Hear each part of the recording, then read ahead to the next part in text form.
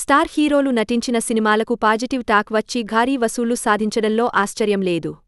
కానీ చిన్న బడ్జెట్తో రూపొంది అసలు ఓపెనింగ్స్ అయినా వస్తాయనే అనుమానాలు తలెత్తినవి జనాన్ని థియేటర్లకు రప్పిస్తే వాటిని నిజంగా అద్భుతమే అనాలి. గత 2 నెలల్లో ఏకంగా 4 ఉదాహరణలు దీనికి సాక్ష్యంగా నిలవడం టాలీవుడ్లో ఉరకలేస్తున్న కొత్త రక్తం తాలూకు జోరుని చూపిస్తోంది. నిహారిక కొసిదెల నిర్మాతగా యదు వంశీని దర్శకుడిగా పరిచయం చేస్తూ వచ్చిన కమిటీ కుర్రోళ్లు. విపరీతమైన పోటీ మధ్య థియేటర్ల కొరతలోనూ సూపర్ హిట్ కొట్టి వావ్ అనిపించుకుంది.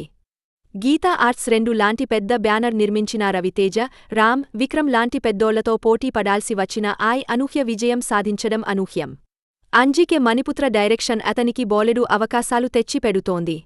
మంచి లాభాలు మూటగట్టుకునేలా చేసింది.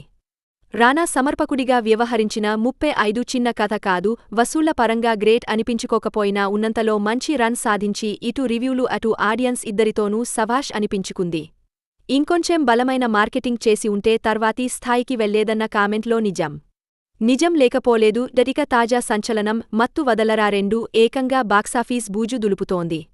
ఊహించిన దానికన్నా భారీగా థియేటర్లను నింపేస్తోంది. సత్య కామెడీ మీద సూపర్ పాజిటివ్ టాక్ రావడం మైత్రి సంస్థకు లాభాలను కురిపిస్తోంది.